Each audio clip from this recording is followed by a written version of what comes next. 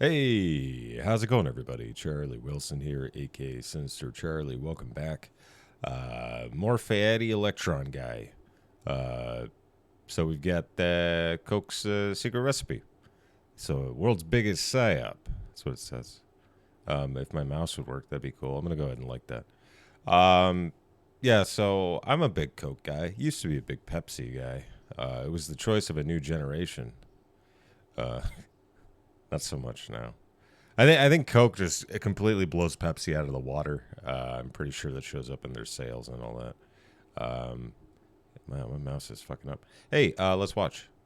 You know it's going to be a good video when I am legitimately worried about getting sued. No, yeah. Today we're talking about the biggest, most Quack. successful psyop of all time when a Confederate colonel got wounded on the battlefield, got addicted to morphine, so in order to overcome his morphine addiction, created a new medication made out of wine, caffeine, and cocaine that he would later market as a soft drink that would become the most popular soda.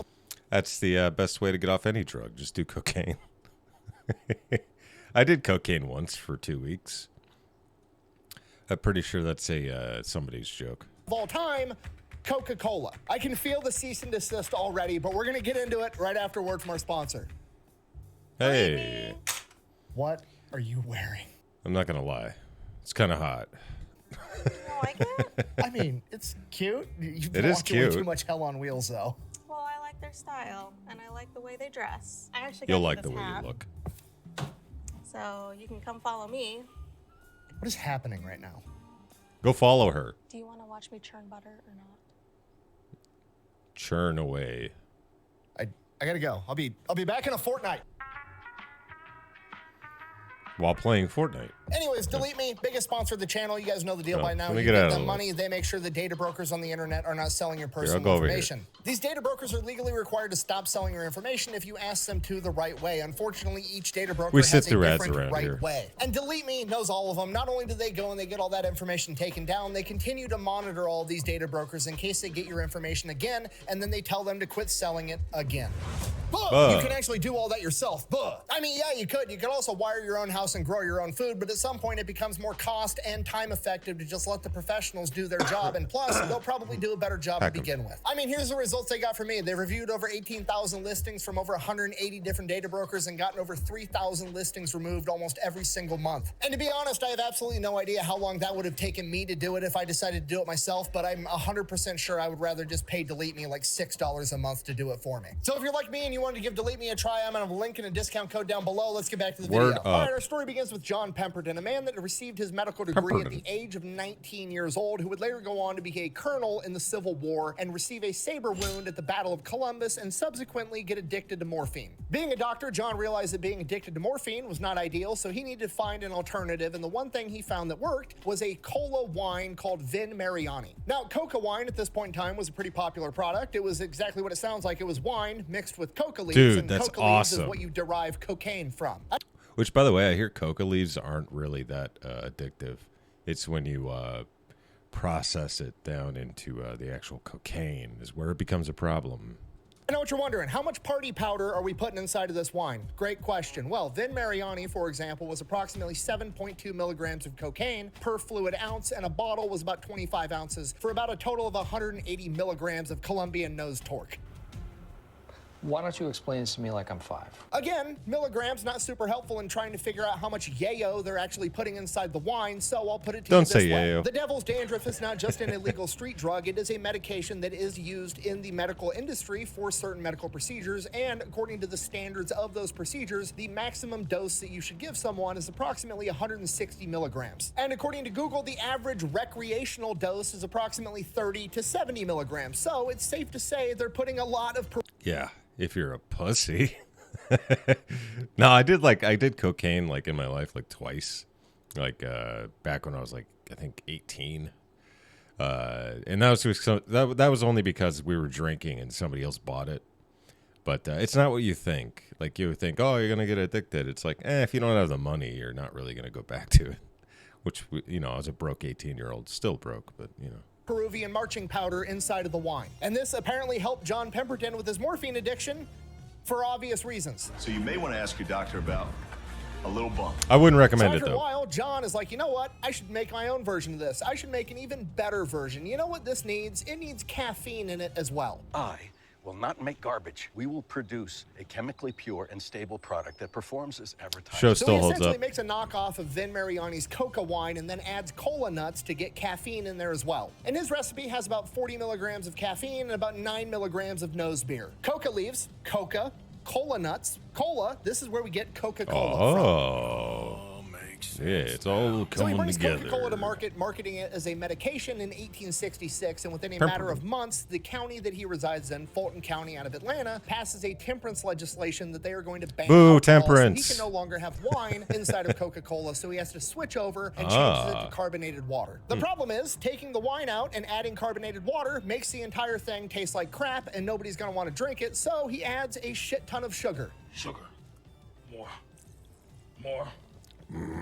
So he takes that to market and starts selling that as an over-the-counter medication to treat general exhaustion and headaches, because apparently it's hard to have a headache when you can't feel your face. Hell so he yeah. sells that for a couple of years, and then he is diagnosed with an aggressive form of stomach cancer that rapidly that's not brings good. about the end of his life. But right before his passing, he determines that his son does not want to take over the family business, so he sells it to a local Atlanta pharmacist by the name of Asa Chandler for approximately $300, which is about 10 grand today. Damn good deal. Now, when Austin takes over the company, they are not making a lot of money. They're not selling a whole lot. That's why it was sold for such a low price. But he gets to marketing right away. He uses his pharmacy. He reaches out to all of his pharmacist buddies, gets the names and addresses of every single person that's getting any type of medication, and just starts sending them coupons for a free sample Coupons. of Coca-Cola. And he Coupon. does this in the hope that it would bring about a new wave of lifelong customers to Coca-Cola, and it was definitely him operating on blind hope and faith, not him being a pharmacist knowing for a fact that he was giving out coupons for free caffeine and cocaine-laced Hell sugar yeah. water. So obviously that went great, got a whole new wave of customers, at which point he realizes, you know what, I'm gonna quit marketing this as an over-the-counter medication, and I'm gonna start marketing it as like a daily soft drink that anybody can drink just Daily. whenever they want as a refreshment. You know, a little pick-me.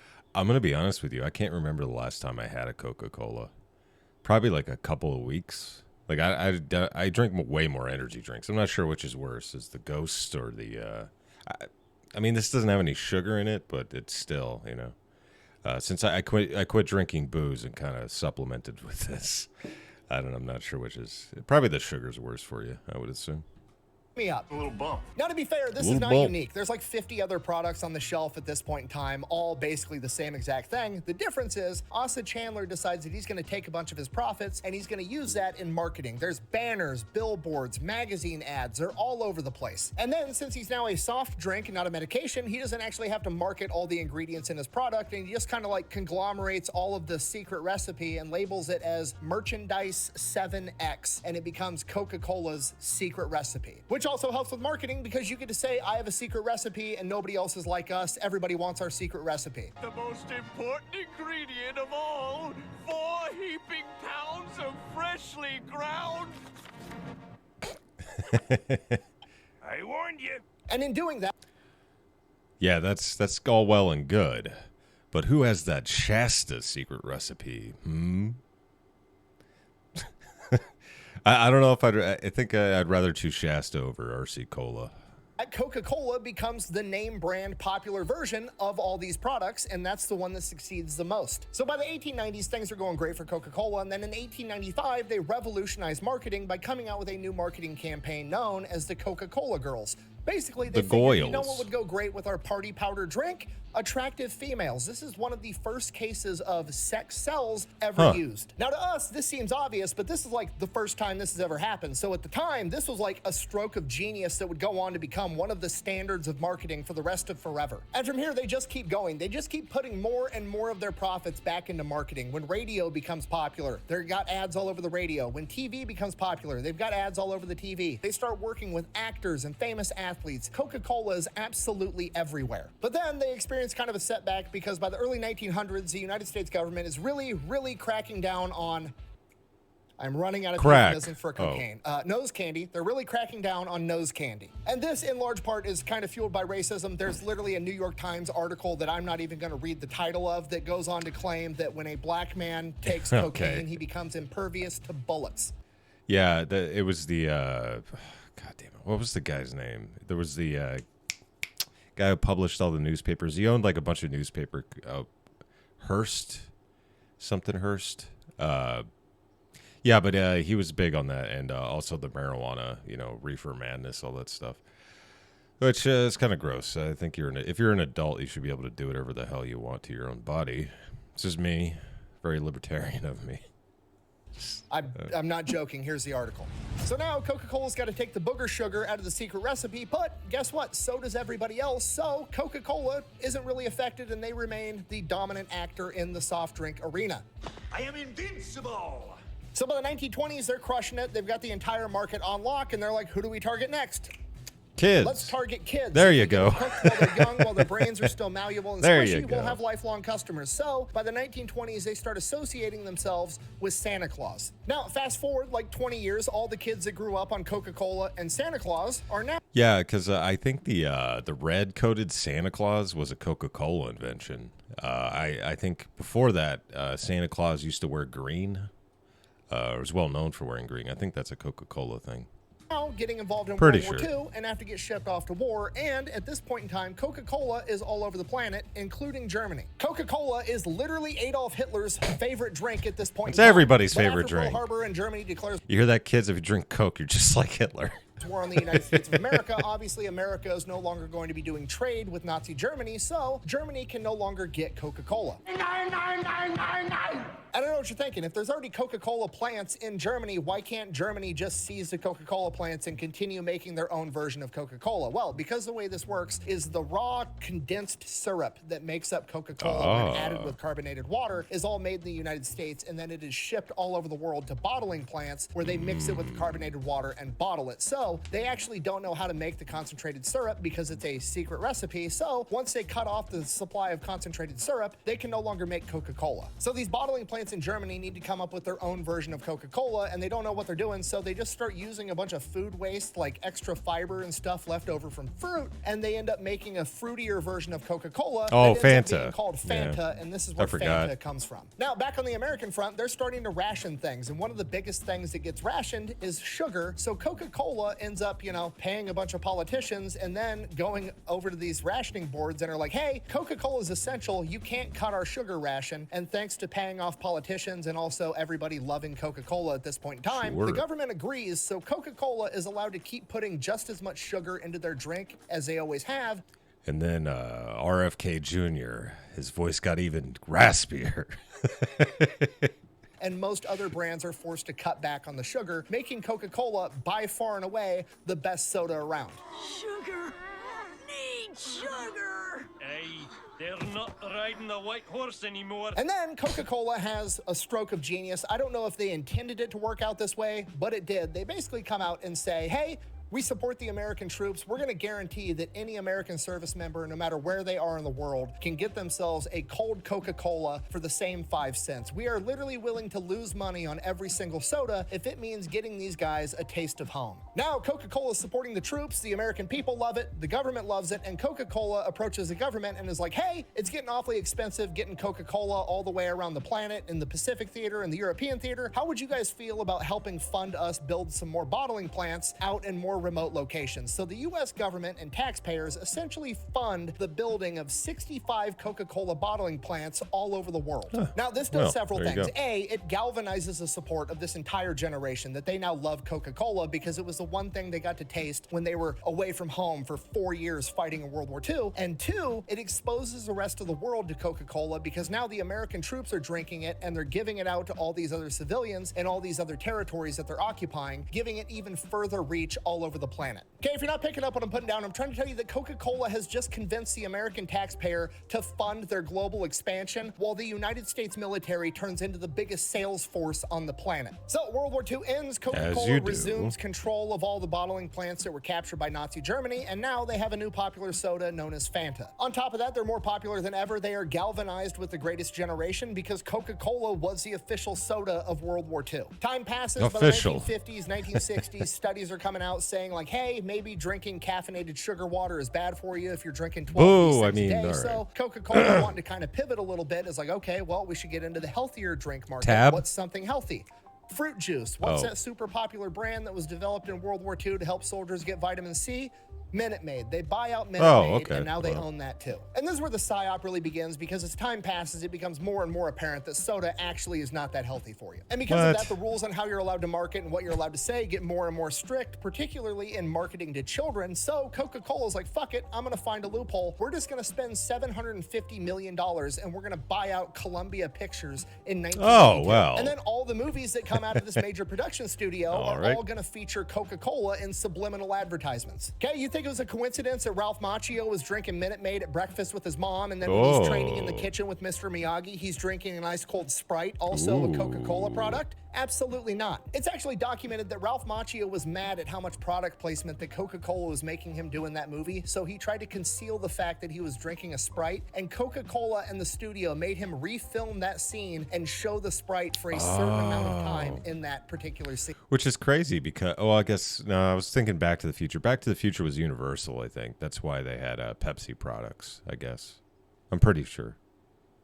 You think it was a coincidence that Ghostbusters and Coca-Cola marketed so hard together that if you drank enough Coca-Cola, you could literally win the Ghostbusters mobile? Absolutely not. The entire thing, all of the movies that came out in the 1980s out of Columbia Pictures was one giant psyop to get you to drink Coca-Cola. It was so well known in Hollywood that Clint Eastwood refused to have any Coca-Cola products in any of his movies Nice. because he was mad that they cast Ralph Macchio as the Karate Kid and not his son. Oh. That's probably for the best. I mean, I'm not going to say Ralph Macchio is the greatest actor in the world, but I've seen Clint Eastwood's son act too. He was in Gran Torino as the white guy with the it was like, dressed all like gangster and stuff. Yeah, he's not a great actor either. So Idiots. no offense. And the marketing doesn't just No stop offense, there, Clint. right? They are targeting kids all over the place. Officially, according to their policy, they don't market to anybody under the age of 13, which you can make an argument for with movies. However, I don't think you can really make an argument for that when you're putting your branding on a bunch of toys all over the toy section, right? They're on trucks, they're on Barbie dolls, they've got game cell phone apps, they're sponsoring kids' sports teams, they're all over amusement parks, they're absolutely everywhere. This psyop is so effective, it literally changed the global perception of polar bears, okay? Polar bears are not friendly, cuddly No, animals they that are run around the not. Arctic chugging Coca-Cola. Polar bears are one of the most dangerous apex predators on the planet and one of the only animals known to actively hunt people. Whoa. You're exaggerating. It's not that big of a deal. No, I'm not, and I can prove it, okay? Because by the 1980s, Coca-Cola and Pepsi were like at the pinnacle of their competition. They had just had their race to the bottom to see who could offer the product the absolute cheapest. And then a lot of people think they engaged in price fixing because they had a meeting behind closed doors, allegedly. And after that meeting, they both decided to take their products back to the normal price and just compete with normal marketing tactics. And what Pepsi did is they had the brilliant idea that they were just going to compete on taste. What they did is they had a bunch of blind taste test studies, and those studies showed that when you didn't know what the branding was, more people preferred Pepsi than any other flavor. Coca-Cola immediately fired back saying that's not true, that's a lie. They then conducted their own blind taste test studies, and holy shit, that wasn't a lie. People actually do prefer the taste of Pepsi. So Coca-Cola went ahead and developed a new flavor that outcompeted the original Which, if you don't know about New Coke, that was a psyop in and of itself. It was to change the flavor, and then everybody hated it, so they went back to classic Coke. Okay. You might explain and it. Pepsi in the blind taste test trials, and then they launched the new Coke. And when Coca-Cola discontinued the original Coke and had their new flavor of Coke come out that was supposed to be better in every single way, people were absolutely fucking pissed. The psyop was so effective over generations that it had convinced people that Coca-Cola wasn't just a product that could be improved upon. No, Coca-Cola was Coca-Cola. It was a fixture in the American community. It was literally like a family relative, and you can't mess with it, okay? It would be like if a scientist was like, hey, you know your cousin Jimmy? Great news. Yeah? I've invented a new Jimmy that's better in every way. Oh, And you're well, like, fuck that's the old great, but Jimmy. where the fuck is Jimmy? That Yeah. motherfucker's not Jimmy. I am telling you right now, that motherfucker Speaking of psyops, back there is not real. Coca-Cola just takes an absolute beating in the marketplace, okay? People are furious that they've changed Coca-Cola. So eventually they revert back, and it's a huge PR thing. Like, they finally brought Coca-Cola back, and their sales absolutely Excuse me, I clunked. skyrocket. Which almost Sorry. makes you wonder if the entire thing was planned. And if it was, it would be the greatest marketing ploy of all time. but we can't prove that. But what it does prove is that Coca-Cola's marketing psyop over the course of generations was so outrageously effective that they could literally give the customer a better product in every way for the exact same price. And not only would the customers still prefer the original Coca-Cola, they would demand it. And you can see it again with the secret recipe. The secret recipe is not secret. It's literally on Wikipedia. Yeah, Coca-Cola still has this like fancy ass vault with a palm scanner and an eye reader and like smoke and red lights and mist showing off where they hide the secret recipe. Everybody knows what the secret recipe is. All you got to do is Google it. It's right there for the taking, but nobody cares because it's still Coca-Cola. You could literally open up your own soda shop today with the exact same product as Coca-Cola, and guess what? Nobody's gonna drink your shit because you're not Coca-Cola. You're not Cousin Jimmy. You're not a member of the family. You haven't been psyoped into existence for the last 4 generations. Also, that's not true. You can't just recreate Coca-Cola because Coca-Cola has an exclusive deal with the Stefan Company, which is the only company allowed by the DEA to import coca leaves and de-cocainify them. So you wouldn't be allowed to get de-cocained coca leaves to put in your drink anyways. But my point still stands. Even if we lived in magical fairy tale land where you could get the coca leaves and you could somehow make the exact same product and somehow magically sell it for the exact same price despite Coca-Cola's overwhelming manufacturing and distribution capabilities, you would still fail outrageously for no reason other than the fact you're not Coca-Cola because they have the greatest psyop of all time on their side and they will always win because of it. And we know this because there's been multiple times throughout history, the 50s, the 60s, the 70s, there's always somebody coming forward saying, we found Coke's secret recipe in some old document that we found in an auction house and blah, blah, blah, blah, blah. And every single time Coca-Cola just comes out and says, that's not the secret recipe. Nuh-uh. Is it the recipe that makes up Coca-Cola? Yeah, it absolutely is. But it's not the secret recipe because the secret recipe is not the chemicals and the oils and the coca leaves that Coca-Cola puts inside of their drink. The secret recipe is the marketing itself. The marketing that has gone on for generations and was so outrageously effective that it went from marketing into a psychological operation. That is the secret recipe of Coca-Cola, not the ingredients inside of it. And you wanna know who knows this? Pepsi knows this because there was a disgruntled Coca-Cola employee that got a hold of executives over at Pepsi and offered to sell them Coca-Cola's secret recipe, but Pepsi realizes that it's not what makes up Coca-Cola. It's Coca-Cola's marketing and psyop itself that is the secret recipe. So instead of trying to buy the ingredient list that goes into Coke, they turn that motherfucker over to the FBI.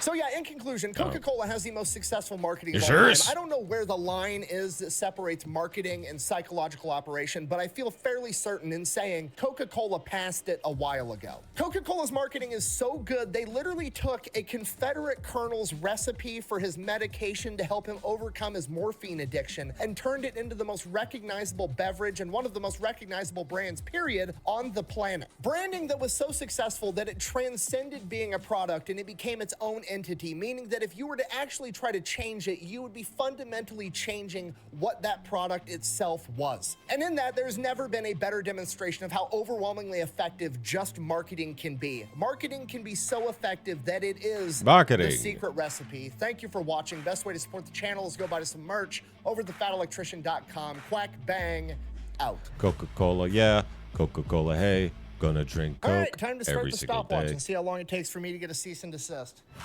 Coke, drink it, snort it. Coke, drink it, snort it, drink it. Beep, bop, boop. Flip, flop, floop. Bibbidi, bobbidi. Okay. Sorry. It's got it kind of cut up in the singing. Hey, so there you go. Yeah, some of that stuff, I think I was going to mention Ed Bernays was probably a big part of that marketing thing. Ed Bernays was a big marketing genius, whatever you want to call it. He knew how to get people to buy stuff. It's the reason why you eat bacon and eggs in the morning, or at least some people do. It's a different story, though. Hey, thanks for watching. I really appreciate it. Please like and subscribe down below. Makes me feel good inside. Helps out the channel. If you got any recommendations for videos, it's highly encouraged. I will check them out eventually. My list is filling up quite nicely. I'm backlogged. Hey, so there you go. Thank you very much for watching, and bye. I said bye.